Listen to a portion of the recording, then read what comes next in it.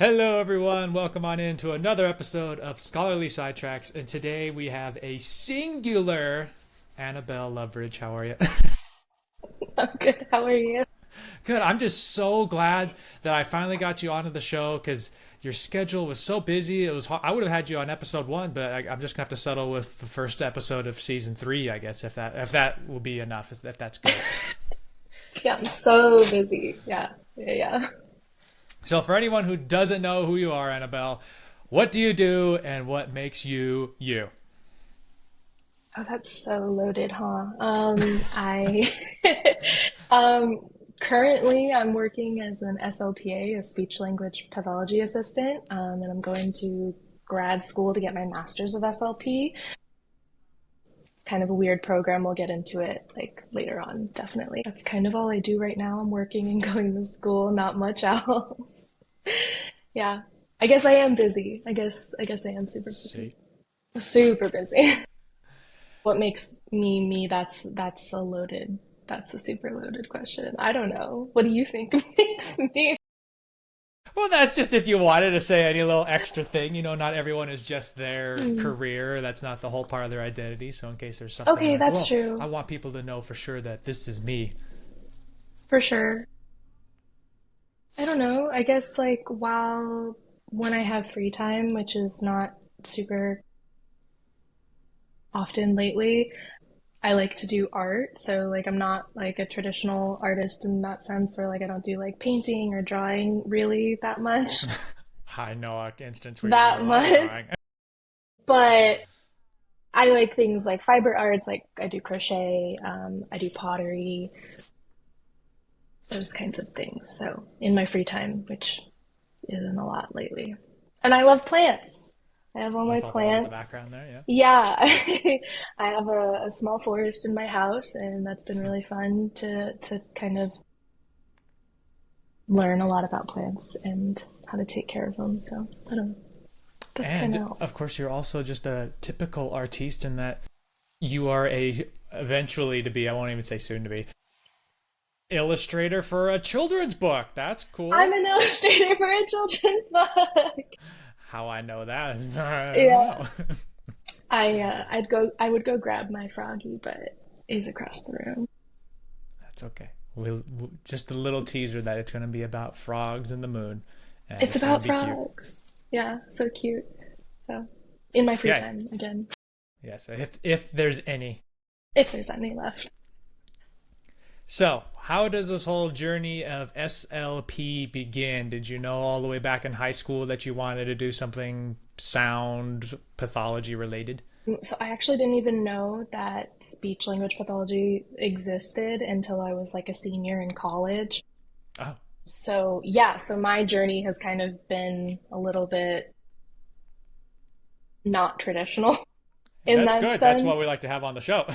Yeah, so like when I was in high school, I took AP psychology and I was like super into AP psychology, but at the time I was actually like doing like a bunch of art and I thought that I was going to go to an art school when I was in high school. I was like, I'm going to apply to all these like art colleges and I slowly realized that that's not what I wanted to do as like a career, that was just not something that I wanted to like make money from because for me like being creative was like a more self-paced kind of process and I didn't want to be tied to like having deadlines and stuff like that because it felt like kind of snuffing out the creative process for me personally. So I didn't do art school and instead I was like, oh, I really like psychology. Let me do something with that.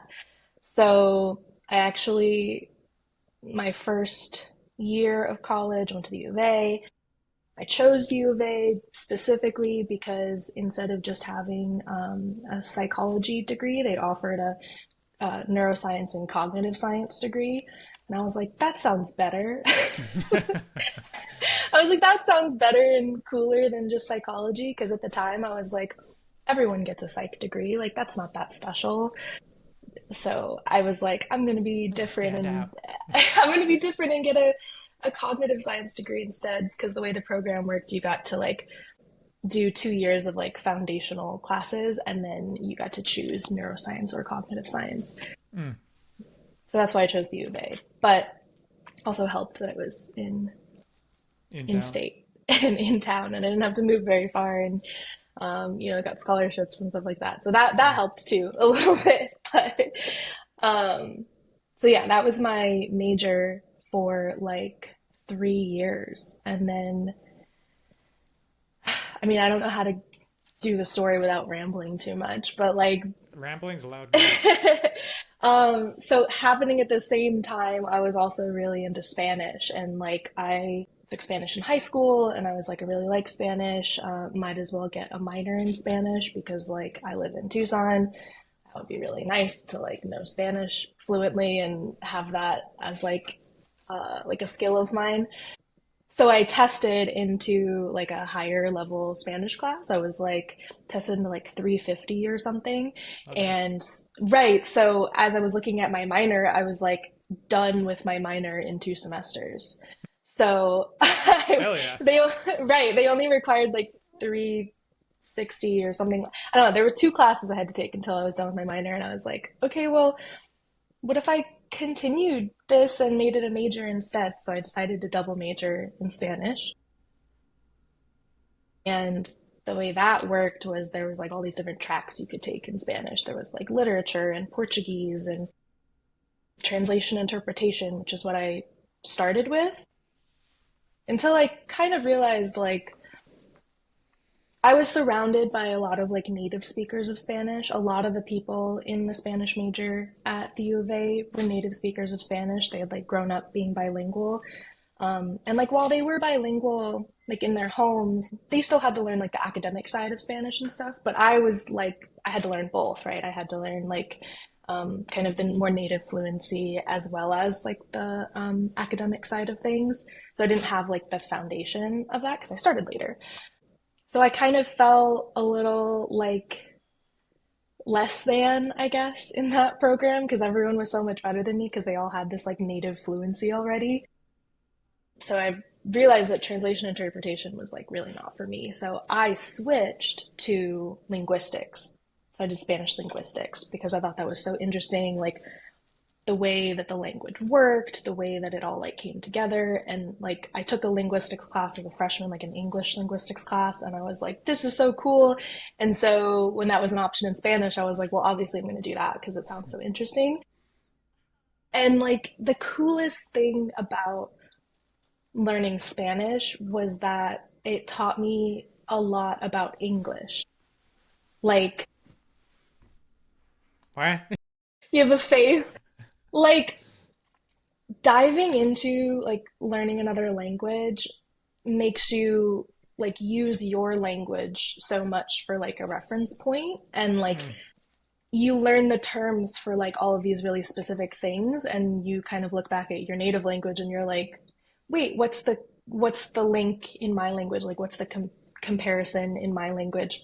And so I learned a lot about like the different verb tenses and like all those things, and like how like Spanish has all these different verb tenses that like we might not really have in English, and like all of the different like ways that they were similar but also really different. So like just having that like comparison was really cool, and like it taught me a lot about English. Like I don't know if you guys ever like I don't know if you ever paid attention in English class before because I didn't. I was not my that was not my subject growing up. Like growing up, I was like science, science, science. Like science and art were like my thing, and English was like no, thank you. So it's actually really weird that I've ended up where I am. Full diving into the Full English mindset in that sense. right, and so like yeah, it was kind of so that's I mean so learning Spanish really made me interested more in English too, I guess, which like I didn't expect to see myself doing. Like again, when I started college, I was like, "Ooh, I'm going to do science. Like, I'm going to do cognitive science. I'm going to do neuroscience." And so, jumping back into that, I ended up hating it. I really did not like that program, and like, no shade to the program, but like, it was just really new when I started. Like, it had only been like 4 years old at the time. So I think they were still trying to like iron out a bunch of stuff, but also like the way that it was set up, like having to take your foundational courses and then deciding your track as a junior, kind of delayed like the start time of when I would actually take cognitive science classes. And so for the first 2 years, I was just taking like chemistry and biology and like linguistics and just kind of like basic courses. And it wasn't until I was a junior, I was like, actually, I don't like this. Like, I sat in on my first cognitive science class and I was like, I actually think that this is not really what I want to do. Like, I don't know what career I would have if I went into this. I like nothing is really standing out to me. So I was like kind of panicking because I was a junior and I was like, what like where do I go from I'm here? Like screwed. if I don't like this major, like am I gonna have to, do like an extra year, an extra 2 year, like what is the plan? So that's how I kind of just jumped into psychology. It's a dumb thing. I've always hated the concept of it's like similar to how some, which if you're listening and this is what happened to you, don't get too offended, who do like an associate's degree officially before doing a bachelor's, like to only do like the really basic stuff. That's a year or Yeah. two where you're not trying anything in the sense like you're not doing any of the core major parts to see if you even like it. In this case, like cognitive Right. science, you could have known several semesters early if they just had you take like even a basic entry level one of being like, hey, we know you guys don't Yeah. know a whole lot yet, but we'll catch you up to speed, and here's your first instance of cognitive, and you can decide if you still want to be in the program instead of waiting 2 years and then, Yeah. oh well, now I have to translate to something that's still science based in this case, because the basics toolkit you can't go. I mean, thankfully you were you doing Spanish yet at that time when you decided I was doing cognitive? Spanish the whole time. Yeah. Okay, so like Yeah. there'd be some ability to transfer, but for most Right. people, they would be like, "Oh, I'm stuck in this area. I can't really without dedicating more time and money." Yeah, I really didn't want to spend more time because I was like, I just want to graduate. I just want to like if this isn't the degree for me, then like maybe I'll just figure something else outside of college. Like I'll graduate, I'll have a degree, and then I'll figure the rest out, right? Like that was kind of my mindset. I was like, I just need a degree. Like I just need something completed to show that I can. And then if I want to go back to school, then I can, and I'll figure that out later. Yeah, but that's how I fell into psychology. Even though I told myself I wasn't going to get a psychology degree, I ended up getting a psychology degree. So you dropped cognitive science to be a Spanish and psychology double major. Yes, Spanish linguistics and psychology. Gotcha. So a lot of my, like you said, like a lot of the courses I had taken really just translated into psychology really easily.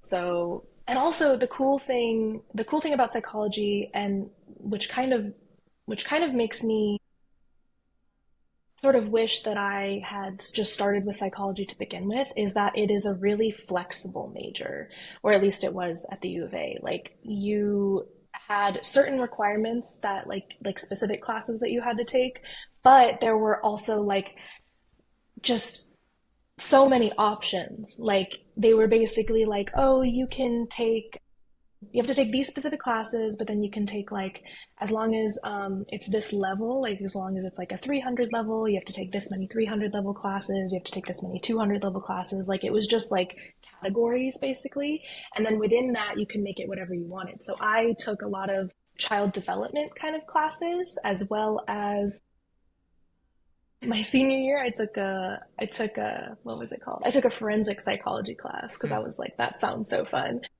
because I was really interested in like I don't know like the mind of a criminal and I was like that sounds really interesting like how do people work in that space like I was just like kind of dabbling I was like I don't know so yeah but most of my classes were like development based like child development language development like those kinds of things but I was able to do that because of like the flexibility of the major and so I also kind of going back a little bit to like high school, I took this class where we had to do like an internship, and it was at the same time that I was taking psychology, and I thought that I would be really interested in like like childhood education for a little bit.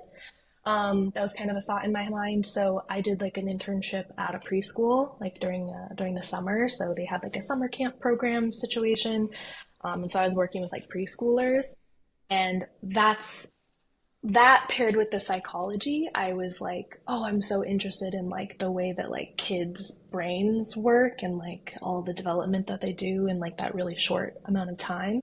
And that internship in high school led me to, I forgot about this part of my school because it was so long ago. When I was a freshman in college, I did an independent study at a research lab. Mm. And the research lab was the Tigger Child Cognition Lab. And in that in that lab, I was a research assistant, and the studies that I was a part of were about language development in like really small children. So like the youngest study that I was a part of was like 7.5 month olds. And then the oldest ones I saw, I believe, were like 3 year olds. Okay. And yeah, and the Young. yeah, like really young. So the coolest study that I was a part of, the one that I liked the most, was the 7.5 month olds, and it was with bilingual children. And it was about like how bilingual children learn language. So you can kind of see like all these pieces sort of like floating around me, and I'm like, I don't know what to do with this though. So I was a freshman. I loved the like content of the studies that we were doing, but I didn't love being a researcher. I was like, this isn't really what I want to do for the rest of my life. Like it was kind of tedious, and like the data entry and like all this stuff, but I really, really liked the content. I was like, I want to know more about this. So that's why, like later on, I kind of tailored my like psych classes to be more like child development. I was like, I kind of had those pieces, and I kind of want to keep doing that. Also, through the internship in high school, I realized like, yeah, I love learning about kids' brains, but I don't want to teach them. Like, I don't want to be a teacher. So kind of like having this concept in my brain of like, I like kids' brains, I like learning about language, but I don't want to teach, I don't want to be a researcher. Like, what else is there? I didn't really know at the Right. time. So I kind of always told myself, like, oh, I'm not going to go into education, I'm not going to do research, but like, what else is there? When I started the psychology degree, I was like, maybe I'll be a therapist, but that didn't ever feel right either. Like being a counselor, being a therapist, being a psychologist, that didn't really feel like me either. So that brings me to my senior year of college, and I was like about to graduate and didn't know what that meant. Didn't know if I wanted to go to grad school because I didn't know what I would go to grad school for. I was like, I don't want a master's of psychology. I don't want a master's of education. Like, I don't even know if there are masters of Spanish. Maybe there are, but I was like, I don't know. I'll just figure it out. So I just started like working in just the most like random places, just not using my degree at all. Also, to give like a time context, we graduated, you and I, in May of 2019. So my plan was to just be like, okay, I'm gonna join the workforce and see if I make any connections with people, or I meet people that like, I don't know, Some inspire me to spark. do something else. Yeah, like maybe I'll meet someone who has a job that I didn't even know existed, and I'll, love that. Or like maybe something along those lines. And so I just kind of started working just to get myself like working and making money and stuff. And I worked at a hotel. I worked as just so random. Perfect. Also, in the back of my head, I was like really sad that I had to leave Flandreau. So I don't know. Like, At I the was just like, planetarium for all you it's that a don't know. planetarium. I worked at the planetarium. That's how me and Bryce met. So yeah, I was just really sad that I had to leave there because it was a great job, and I was like, well, I don't know what else to do with myself. And I had a friend who worked at the hotel, and so she recommended it to me. She was like, I think you'd be a great front desk agent, and I wasn't. So that She did didn't not know last shit. long. In theory, it was like a nice job, but I really hated it. But in the back of my mind, like I said, I was like, I do believe that everyone should have experience working in like service or hospitality. Mm. So I was like, you know what? I'll pay my dues for like a little bit. I'll like, I will, I will be like everyone's I'll punching gruel it out. bag. I'll gruel it out. Like, I want to have like a better understanding of like what those people go through, and like, I want to, All the you know, assholes in the world. I yeah, see I just you. want to punish myself basically. So that was not a great experience, and I was thinking about quitting like really early. And then so I started that in like late 2019. And right around the time I was thinking about quitting, COVID happened. So the hotel put me on furlough, and they were like, maybe you'll come back, maybe you won't. And already in the back of my mind, I was like, I'm definitely not. I'm not coming back. I was like, you can pay me unemployment, that's great, but I'm not. I'm not coming back. That's not happening. So yeah, the world kind of shut down, and I had to move back in with my parents, and it was really weird and scary, and um, yeah, I don't know. It felt like a big roadblock. Big wall just came up out of nowhere. Yeah, because I was like, wow, this job that I tried really didn't work, and like the world is shut down, and I don't have like a remote job that I can turn towards. And yeah, I mean, recent graduate, I was just like, I don't have any. I felt really kind of hopeless at the time, honestly. Like, I was like, there's nothing for me. Like, I didn't start any career that's going to like take me anywhere. Like, I just kind of had the, dead end sort of job. And I was like, wow, life sucks. Is the world ever going to open up again? Like, that was so scary to me,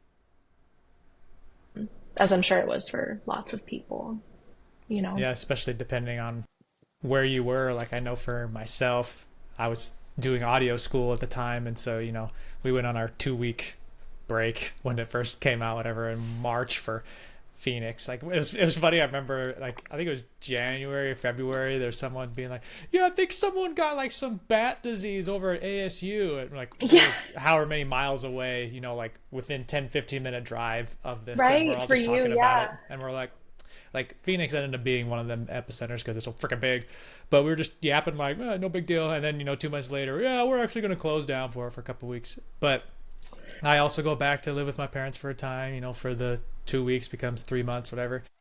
And Utah was an easier place to be for COVID because it was one of those states that didn't recognize COVID's existence as much. So it was a little bit easier, especially since my parents worked in grocery to have, Hmm. essential workers and stuff. But just watching the news and seeing people in different scenarios than that, it was a even worse of a shutdown. Like, yeah, I didn't have much to do either, but it was easier. I didn't have to be as Yeah. tensed because it wasn't as, I guess, militaristic for lack of words, like some places. And I was in the middle of school too, so it wasn't like that scary as far as like what my future was. It's like, oh, I don't know when I get to go back, but in theory, I'm going back to that kind of thing. So Right, you're in a program, you're like, I have a direction. yeah, Yeah. and to have it be where your job that you didn't want anyway just gets pulled out from you, and then it's like, hey, you're reset to zero, and you're like, okay. Yeah.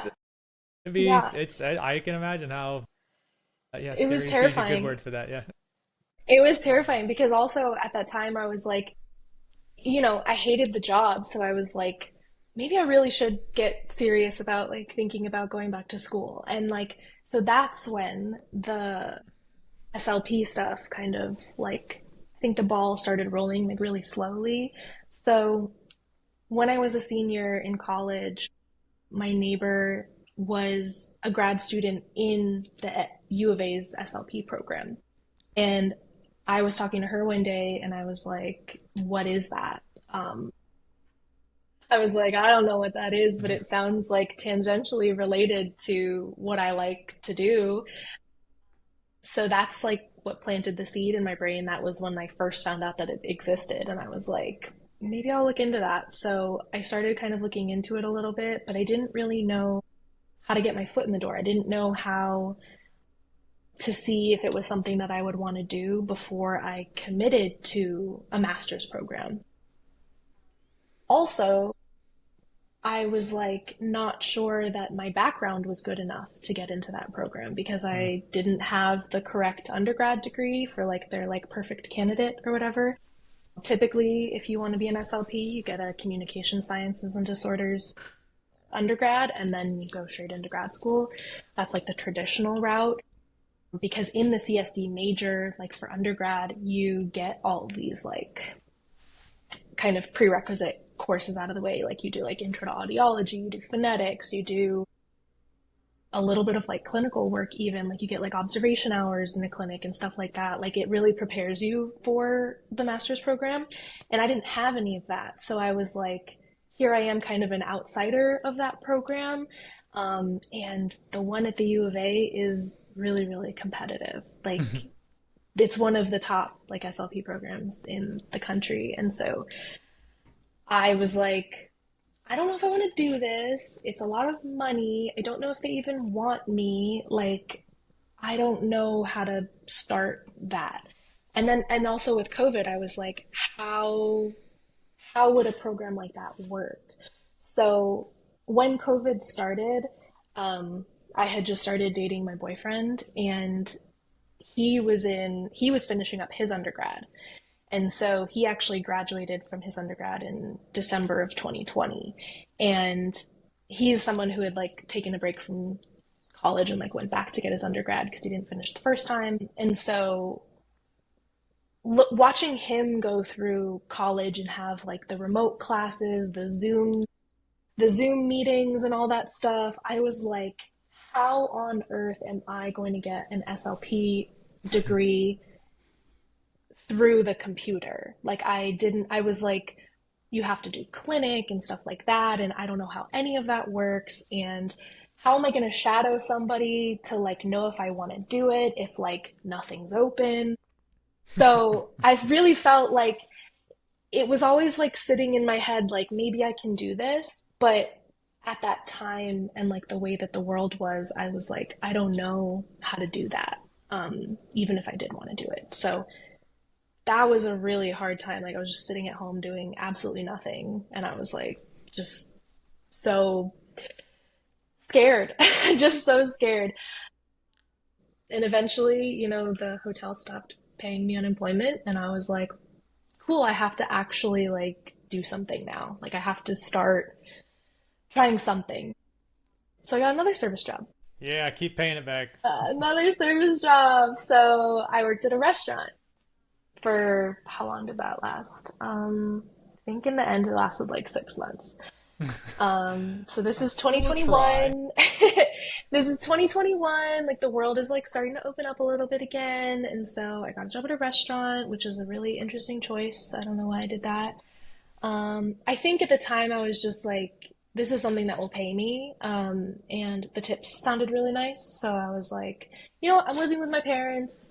I'm gonna be making tips. Like, let me save up a little bit of money so I can like do my own thing, you know? And yeah, that didn't last either. That was really horrible too. So I didn't last very long at the restaurant, about 6 months. And oh, okay. So this is when things turn like they take a pretty hard left, I think. 2021. Hmm. I started the restaurant job in April. I quickly hated it, but held on until October. And at the time, my boyfriend was doing his Master's of Education program, I believe. Yes. Um, Again, had to think of the timeline. So he was doing that, and things were still mostly online for him at that point too. But I found out, so he was going to start student teaching at a high school in town. And His mom used to be a teacher. So she had a lot of like teacher friends. She actually only retired in like 2018. So like pretty, like not too long ago, honestly. And so, or at the time, especially. So she had a lot of teacher friends and she was like, hey, like I know that they're always looking for special ed teaching assistants, like special education teaching assistants to help in those programs.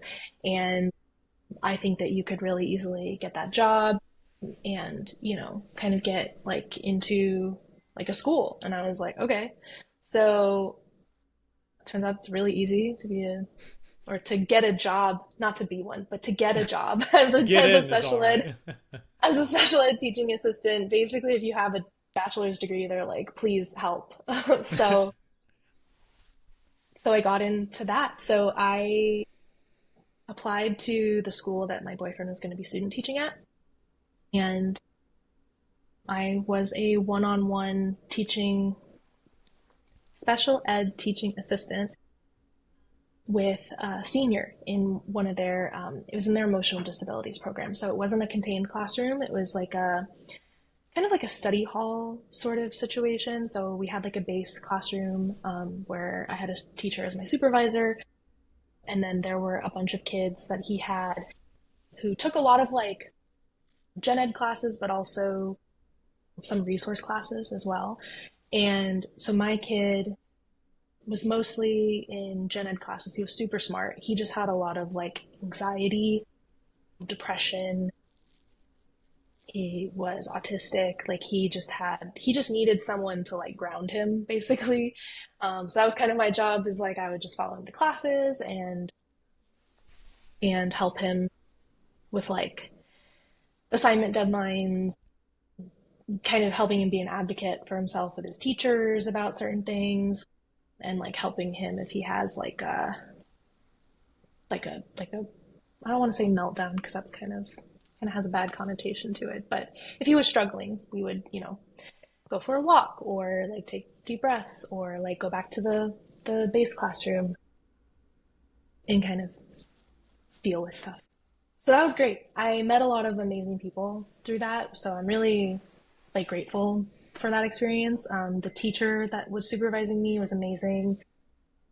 He taught me a lot. He like was really supportive. I think like he gave me a lot of like confidence in myself. Basically, he was like, "You are good at this. Like you, You like can do yeah." it. Well, okay, because the thing about that role is that you don't get any training. Oh, There's no training. The kind of training you get is like the training that like all employees get, which is literally like those online courses where it's like you have to take the bloodborne pathogens type of training. You have to take the anyone in education will know this. Like anyone who works in a school in any capacity has to take these like trainings every year, and it's like universal health precautions, being aware of like the rights of like special ed students, being aware of the rights of students facing being unhoused, like basically like just all the rights that students have. Basically, like you just have to take all these trainings, and so that's all the training that I got. Like nothing that was directly like working with special education students.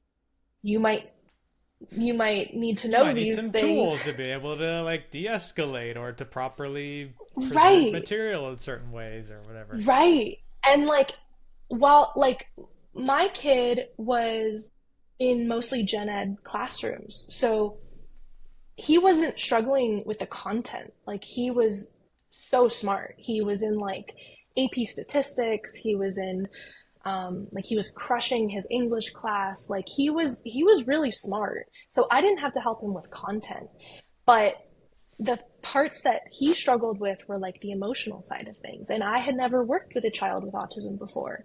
I didn't know what that was like. And so he was really my first experience with any of that. And it is crazy how they just like throw you in. They're like, "Oh, you have a degree? Get in there." Like it was crazy. And so the people, like the training that I essentially got was like from these teachers that were helping me. So like the special ed teacher who ran the classroom that I was in, he taught me a lot of things because he had known this specific student since he was a freshman. So he was like, yeah, these are the strategies that I use. He was very, I mean, obviously he had a master's of special education. So he like knew what he was doing, but like he was also running a classroom. Like, you know what I mean? Like he can't give me like all of the specific like one-on-one training that like I would have hoped to have in that situation. So it kind of opened my eyes to like how broken our education system is, unfortunately. Yeah. Um, I don't want to say too much about it, but so my student was a senior. So he graduated, and again, I found myself like, oh no, like Like, that is was your like employment another, was just for that one student kind of thing? yeah, I was specifically a one-on-one for that student. And so I was like, do you guys need another one-on-one for a different kid? And that wasn't really available at the time. So my options were again, had to be reevaluated. And okay, so May 2022, he May 22. graduates. He graduates. I'm like, oh no, I need a job. What do I do? There were a couple people who told me that it was really easy to get a substituting certificate. And they were right. It was so easy. Basically, again, if you have a bachelor's degree, they're like, here you go. Like, you literally just have to be like, hi, I want a substitute certificate, and they basically give it to you. So I did that, and I was a substitute teacher for a little while. I was really picky, though. Interestingly enough, I was really picky in the sense that I only wanted to work in special education classrooms. I wasn't really interested in like gen ed population. I especially was not interested in middle school. I never worked in a middle school. I was like, no, thank you. That's not really an age group that I have any experience with, nor want to. Also, a lot of the middle schools, like near where I live, my boyfriend had taken a semester in between his undergrad and his master's program starting because he wanted to be a teacher. He is a teacher. But at the time, in between his programs, he became a substitute teacher for a semester because he was like, I don't have any classes to take. Might as well get classroom experience and get paid for it. So Mm-hmm. he had worked at a couple of the middle schools in the district where we live, and he was like, you don't want to go there. So Horror. basically, he would come home and he'd be like, yeah, I was at this school today, and I immediately canceled all of my future gigs with them because it was like terrible. So I wasn't interested in that. So I was really picky. And so that kind of landed me in a lot of special ed classrooms. One of my favorites was at the elementary school near my house, which I actually went to. That was my elementary school, Hmm. and they have a program called. Well, I won't tell you the name of it because I don't want to dox any schools. They had an ED program as well, and I was like, oh, I worked in ED in high school. I'm interested in what that looks like in an elementary school. And I loved that class. I loved those kids. I loved the TAs. I loved everything about it. That was the coolest classroom that I've ever been in. ED. Emotional disabilities. Gotcha. So most of the kids in that program have some kind of like behavioral issue.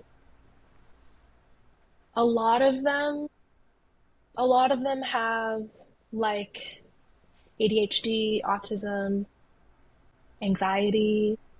Sometimes they have cognitive delays, but it's not like, or like a learning disability, but it's not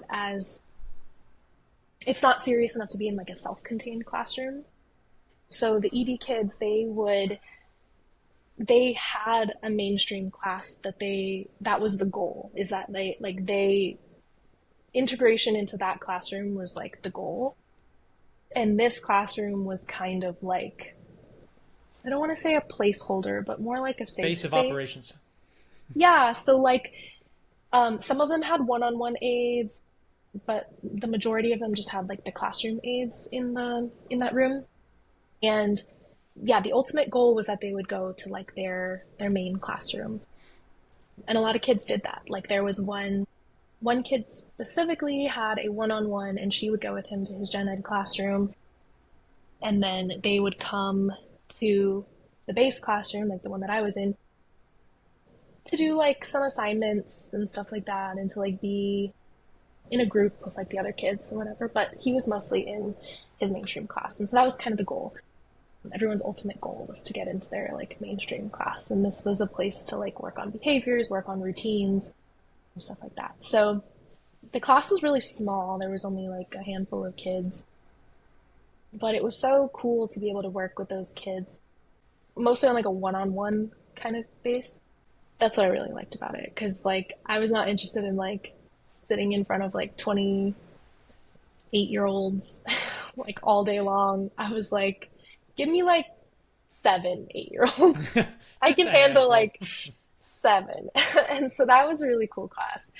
So I did that mostly. So I substituted for that class a lot. I substituted for the self-contained class at the high school that I had worked at. I did a couple gen ed classes at that high school too. I did a special ed class at the high school that I went to. Those were kind of my favorite classes. And I made a lot of like teacher friends through that. So that was a really good like connections building time. Which brings me to May of 2023. So I did that for a full year, full like school year. And then May 2023, teacher that I had worked under as a one-on-one at that high school, he was leaving. He was leaving his position because of lots of things. And he was having a going away party, like a not a retirement party, just a going away party. Like I'm going to work somewhere else, and a lot of like his teacher friends were there, like from the school. And I went because I was still friends with him and I still saw him regularly. I actually subbed for his class a ton because he would text me like, "Hey, you free?" And I'm like, "Okay, cool. Like I can take your class literally whenever you want." I loved that class. While I was there at that going away party, one of our teacher friends who worked at the same school, his girlfriend, who worked at a different school district as an SLP, was there. And I met her for the first time. And she was amazing. Like, she was like, within like 5 minutes of meeting her, she was like giving me her phone number. She was giving me her friend's phone number. She was telling me all about this like SLP program and how I can become an SLPA, and like connecting me with that. Because I just like brought up like, okay, let's back up for a second. Before I was a substitute, while I was still a one-on-one aide, I applied for the U of A's SLP program, the Masters of SLP at the U of A. I applied in February of 2022. No. Yes, in February of 2022. Before my student graduated, before I became a substitute, I was like, let me try to be an SLP. I was like, let's just do it. I didn't get in. I knew, like what I said before about how like I wasn't the U of A's like ideal candidate. I really wasn't, especially now that I had been out of school for a couple of years. I like really was not the person that they were looking for. I didn't have experience in the field. I didn't have the right undergrad, like all these things, right? So I had applied. I didn't get in. Okay, fast forward again. We're in May of 2023. My teacher's leaving. I'm at the going away party. I meet this SLP, and I'm like, yeah, I'm like interested in being an SLP, but I don't really know how to get there. Like, I applied to the U of A. I didn't get in. I don't really know what's next. Like, I don't know another way to get there. And she was like, oh my God, you should do this SLPA program. And then once you're an SLPA, there's this program at NAU where you can be It's a summer program, so you like work as an SLPA during the school year, and then you go to Flagstaff in the summer and you take all your graduate courses, and you do that for like a couple of years. It's longer than a typical master's program, so it's longer than 2 years, but you get to work and you get to get experience and you get to have like all those things. So she immediately, like, this woman is amazing. She literally was like, "Oh, I have this friend. Like, let me give you her phone number." And then she starts texting her immediately in real time and is like, "Hey, can I give this girl your phone number? She wants to talk to you about this program." Like, this girl was in the program at the time, and so I was like so overwhelmed because I had never met anyone like so helpful and support. I don't know this woman, and she's just like, "Here are all of my resources." She's amazing. And so that's how I found out about this program. So I do it. I apply to NAU online to do what's called their SLPA certificate. It's an undergraduate certificate. It's all online. You can do it wherever, whenever. And so I did it. And it took me, let me think, it took 3 semesters and a summer to complete. So fall 2023, spring 2024, summer 2024, and then fall 2024. And during that whole year where I was working, or sorry, while I was going to school, I went back to being a special ed TA because I was like, I'm done with substituting. I wasn't making a lot of money because I was so picky, and I wasn't like booking a lot of jobs because I was just really picky. And now I had this excuse of like, oh, I'm going to school, so like I don't have much time anymore. Like, I'm doing all these classes online, and like I was like, okay, stop. You You need to need make something. money. You need something. You need to make money. You need to have like be doing something. So I went back to be a special ed TA at the same school, except this time I wasn't a one-on-one. I was in a classroom. I was in a self-contained classroom. And I had known a lot of those kids previously from being a one-on-one because they had a couple of classes together, like they had their art class together. These kids are amazing. I love them so much. And that was great. I wish I had done that for longer, honestly. I wish I had been in that classroom specifically for longer because that was great. But it doesn't pay very well. So May To today. 2024. No, no, no, not yet. May 2024. I'm getting really close to being done with my SLPA certificate. Okay. But so there's two things that I need, right? So there's the SLPA certificate, which is basically just a bunch of classes that say, like, I know stuff about speech language pathology. But that doesn't really have any value in terms of like working as an SLPA. What you really need to work as an SLPA is an SLPA license. And that license is given to you by your state. It's different for every state, like all the requirements, like the class requirements, the observation requirements, all of that is different for every state. In Arizona, it's given by the Department of Health, and you need a bachelor's degree, you need like 20 credits in SLP technical coursework, and you need 100 clinical hours. Clinical hours are like direct contact doing therapy services with a person, like a client or a A student, patient. a patient. We call them clients because I work in a private clinic, but in schools they're called students because they're students, obviously. So I was like, I need these 100 clinical hours because I want to apply for this summer program to start like next summer, like summer 2025. And in order to do that, I need to be working as an SLPA. So my goal in May of 2024 was like, I need these 100 clinical hours, I need to get my SLPA license, and I need to get hired somewhere as an SLPA so that I can put that on my application for my graduate program. So I reached out to a couple clinics because I was like, in my mind, I was like, I'm going to do these 100 hours over the summer, and then I'm going to start working in a school. I'm going to be an SLP at a school. And so I need to do that by August. I need to have completed all of these things by August so that I can work at a school. And so I reached out to a couple clinics because obviously you can't get clinical hours at a school over the summer because there's no There's school. no school. So I reached out to a couple clinics in town. Uh, I think I reached out to three or four. I can't remember. It was like I was just like, please, please let me do my Anything. clinical Take me. hours. Please take me. Anyone take me. This is my plan. Like I didn't just say like, oh hey, like I'm gonna do clinical hours and then like GTFO. Like I was like, this is my plan. Like I want to be an SLPA so that I can be an SLP. And so I reached out to a couple people. There was this like big therapy group that didn't, they responded, they were like, we're not taking students.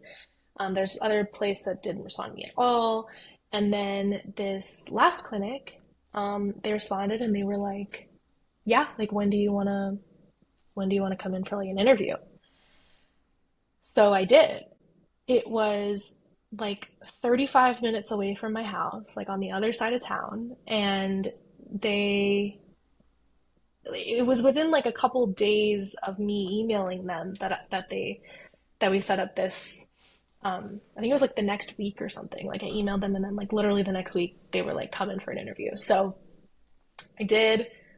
I really liked them. It's this really, really small private clinic. It's literally like the owner is like the main SLP, like an office person, like who does all the like scheduling and stuff. And then like one other SLP who works part-time, and then someone who was doing her CF at the time who was about to leave. And so she was like, I actually really need someone right now because we just like had like a bunch of people just left basically. So before I contacted them, they had four SLPs, including her, and then this girl who was doing her CF, CF. clinical fellowship. I'll get to that later. There's so many steps, which is why I was so intimidated because I was like, going online, it's really hard to figure out like what all these steps are.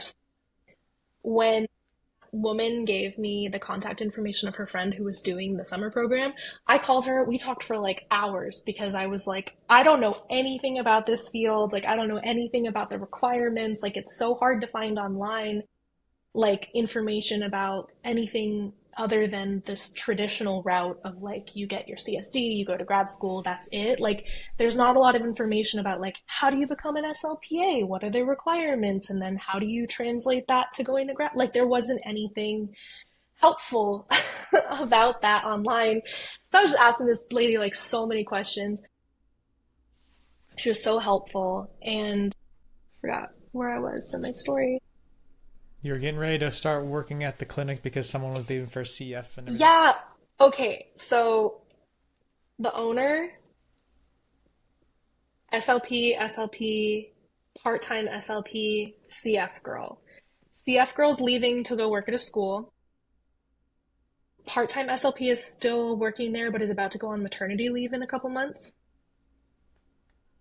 And then these two SLPs, one retired, not retired, not retired. She had a back injury or something, so she left because she was like, I can't sit on the floor with kids anymore.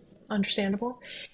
And then this one, they had to let go for like personal differences. So it was literally just basically my boss, my current boss now, and the part-time SLP who was about to leave for maternity leave. So she was like, actually, I really do want to like train somebody. And she was like, I really liked your email. Like, usually I don't respond to people who are just looking for their clinical hours because like most people just like leave and just don't want to go any further. They just like want the clinical hours and they just dip and like never hear from them ever again. And so I told her my plan about working in a school and she was like, actually, what if you just worked here? And I was like, okay, that sounds amazing. Like I didn't really want to go back to a school, honestly, because like I kind of had some bad taste in my mouth about school districts at that point. So I was like, yeah, I mean, if I don't have to go back to a school, I don't really want to. So she let me do my clinical hours there, and I finished them. And the crazy thing about the certificate versus the license is that you can have, like, you don't have to have your certificate in order to get your license, because to get your license, like I said, you only need like 20 credit hours. And I had already had 20 credit hours of SLP work at that time because of the classes that I was taking. So, like, I got my license before I got my certificate. So I got my license in like September of 2024, and I didn't get my certificate officially until December of 2024 when I like graduated. So there's a little crossover, and I started working as an SLPA in September of 2024 at that clinic, and I love it. um, the the caseload is like way better than schools, because in schools the caseloads are like 50 to 100, and my caseload is like 13. I was gonna say 10. It's pretty small. Granted, I don't work full time, so I if I was working full time, I would have more kids, obviously. But yeah, no, it's great. And so I've been working as an SLPA since then. This past summer, I went to Flagstaff to start the summer track program, the grad program, and it's kind of where I'm at now. We're kind of caught up to real time. And so you working at this clinic for theoretically however long and doing Mhm. the summer schooling thing, Mhm. when do you finish all that and you start worrying about SLP time? So the program is 3 summers of classes. So I have to go to Flagstaff for 3 summers. So this was my first. So that was my first, 2026, 2027, and then 2028, the fourth year, that fourth summer, um, I have to do what's called a clinical externship. So um, that will have to be at a location that's not my job. That'll have to be like a medical placement or a school placement or whatever. I think I'm leaning towards medical just because it's during the summer and it's going to be a lot harder to find.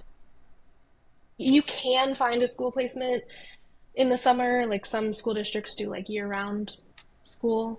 So like their summer break is like shorter, and they have like Yeah, more more breaks on a throughout the block year or schedule whatever. thing, whatever.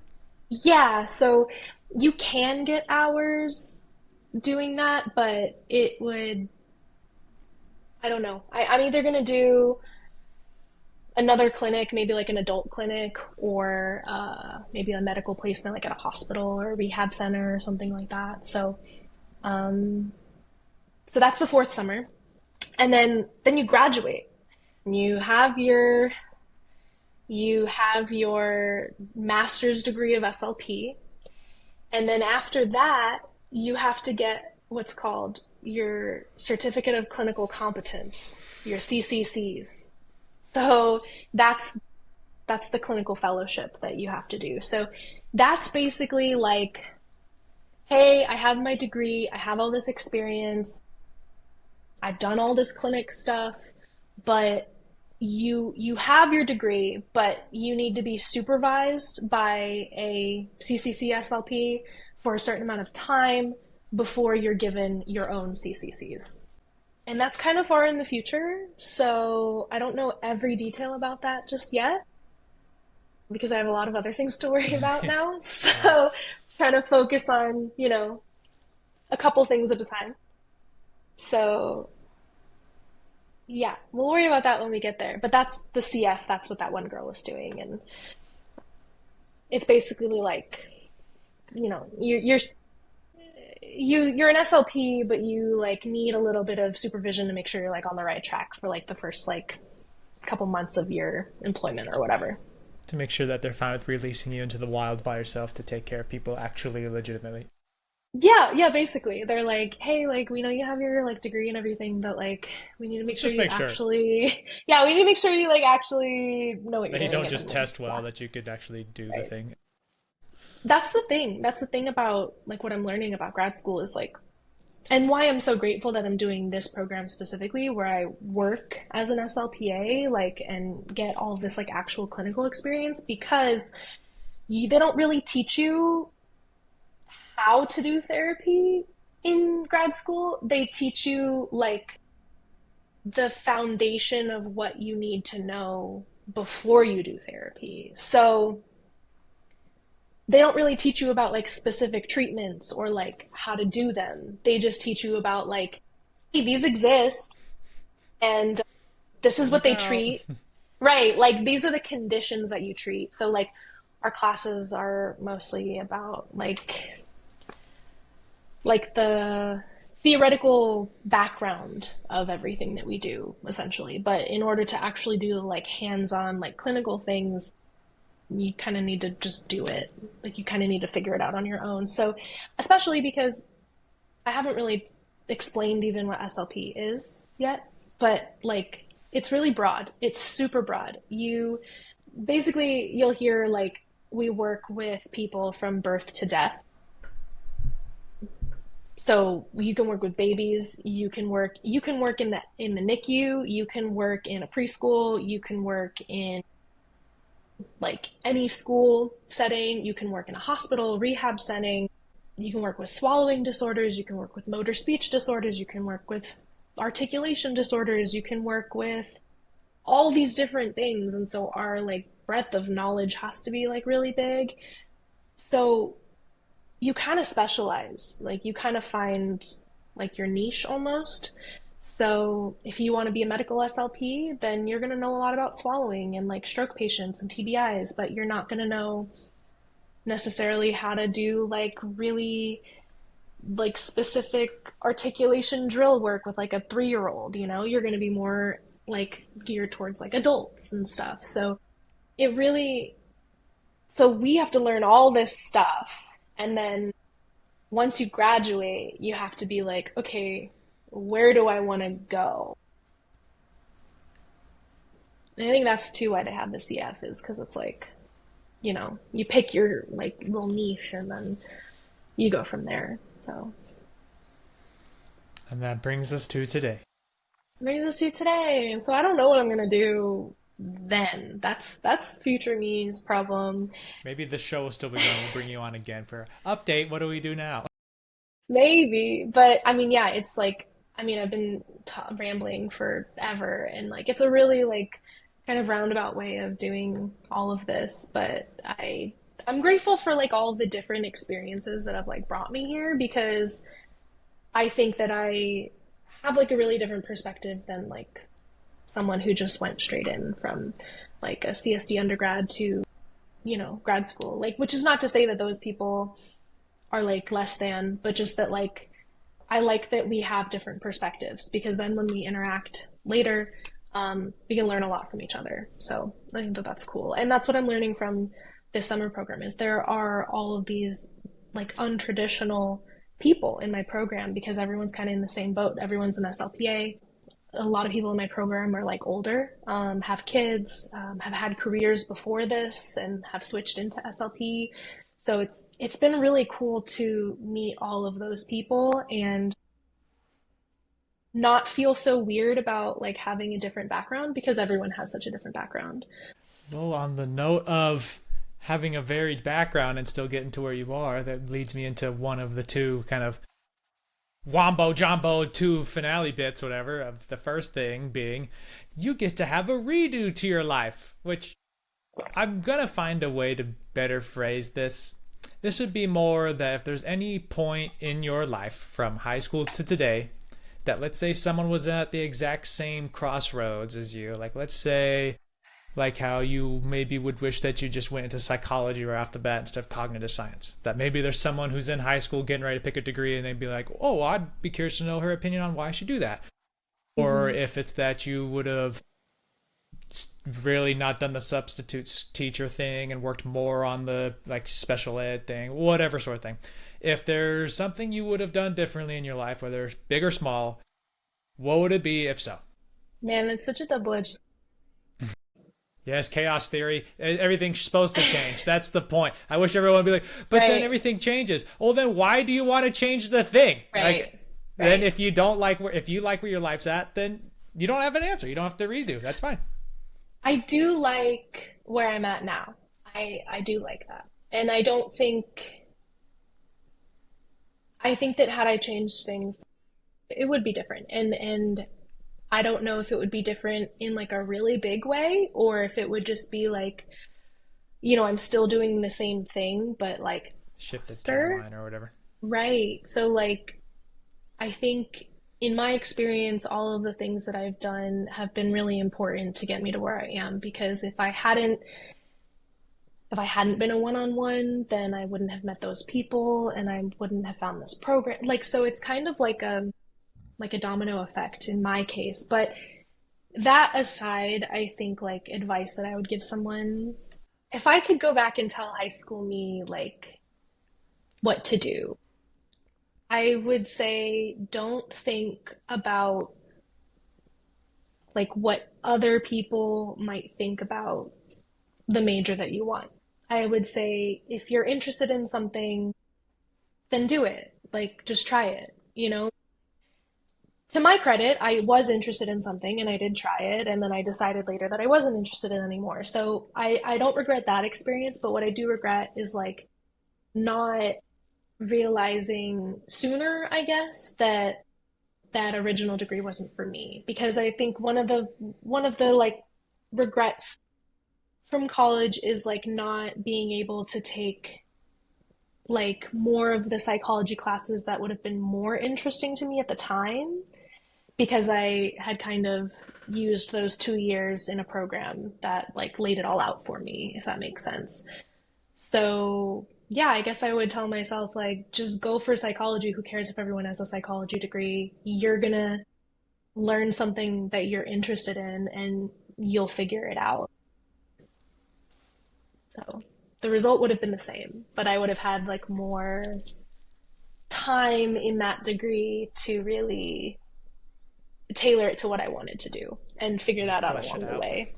Yeah, because I was honestly I was a little bit bummed when I switched my major because they were like, "Oh yeah, like all these classes that you took, like they count for this, this, this, this, and this. So like here are your requirements that you have left." And I was kind of like, "Oh, like I wish I could have taken more psych classes, honestly. Like I wish I had like more slots to fill a little bit."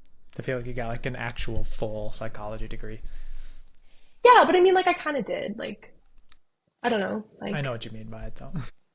the but yeah, like it would have been nice to like tailor those like classes to like what I actually wanted to know versus like just being told what they were from like a previous program, if that makes sense. yeah. That and then the other thing would be, I don't know, talk to people. Like like talk to people and make connections, but also like shoot your shot. Like my boss said, she was like, you like I don't typically respond to emails like yours. She was like, I don't like when I reached out to this clinic that I work at now, asking about these clinical hours last year, she was like, I don't usually respond to people who like with that question. But because because of your explanation, because of the goals that you told me about, because of like where you want to be, I know that you actually are like dedicated to this field and you're not just going to like dip. Like you're not just going to get these Use me and hours. lose me. Yeah, basically, because in this relationship and that I'm like so grateful to have, like she's my mentor essentially at this point. Like, she taught me like almost everything that I know about this field.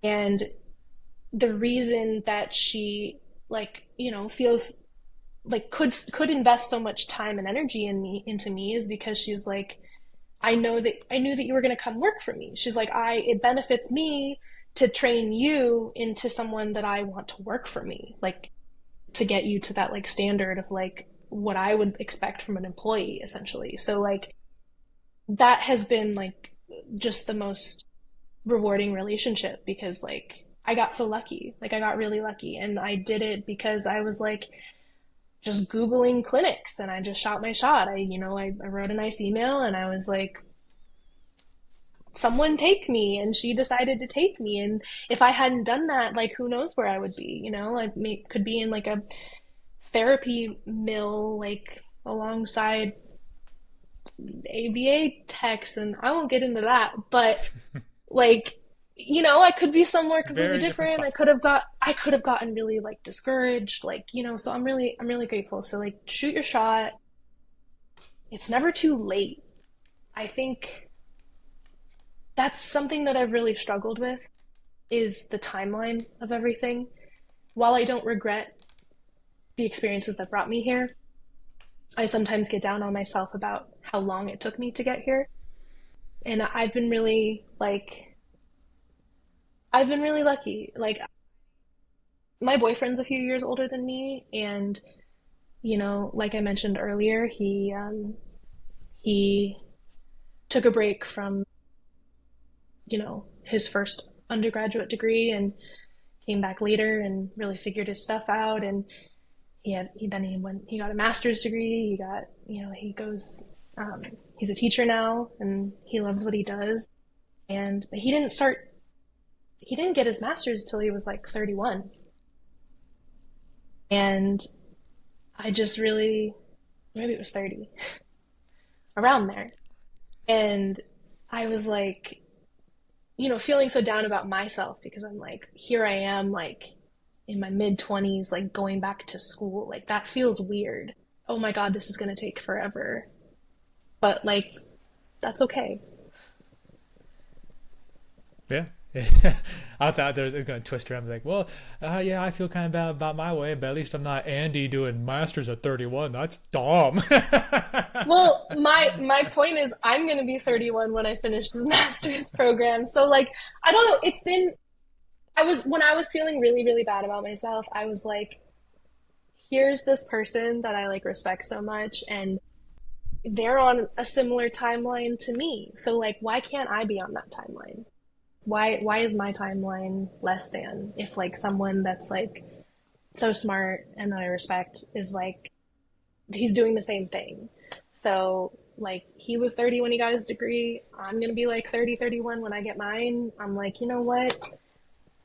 Who cares? Rock on. Who cares? And also I think we've actually spoke about this before is like when I was really struggling with like when do I apply, like I'm not ready for that, like like whatever. I was just like doubting myself all the time. I was like, you know what, if I don't do it now then I'll just be older. Like if here I am stressing out about how old I'm going to be when I graduate and if I don't do it now I'm just going to be older. It just like gets worse. It's just going to take longer. So like I might as well just do it now. Like just do it. And if you don't get in, just do it again. Like Just keep trying. you can apply If you want as to, many if you times want as you it, want. just do it. Yeah, if you want to, just do it. And it doesn't matter if you don't get in the first time. Like, what if you do? Or what if the good Ask thing yourself, happens? what if the good thing happens? What if it works out? Have you ever considered that? Never. Nope. It can't. I didn't used to, and so now I'm like, oh wow, I maybe should have believed in myself a little bit more. So Well, on those wise words, I'll make sure. Usually I leave a space for that. You get to say like inspirational or funny things, but you did really good there on the end, just naturally, inspiring the masses to essentially, don't worry about the timeline.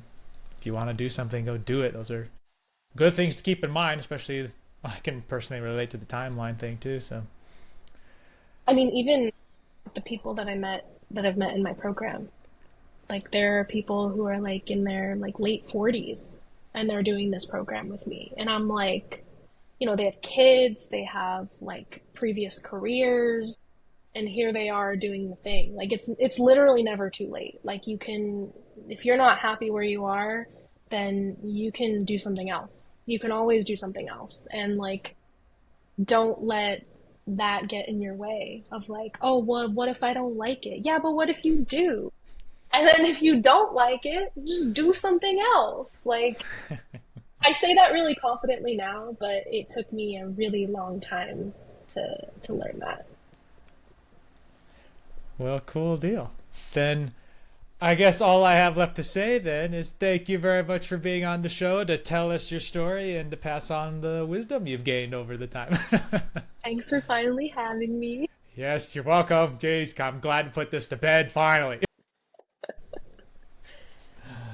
Never working with you again Been on anything. never ever. Ever. Okay. Well, then I guess without further ado, thank you all for listening to this episode. We'll be back again sometime, and we will see you then. Have a good time until then. Bye-bye for now.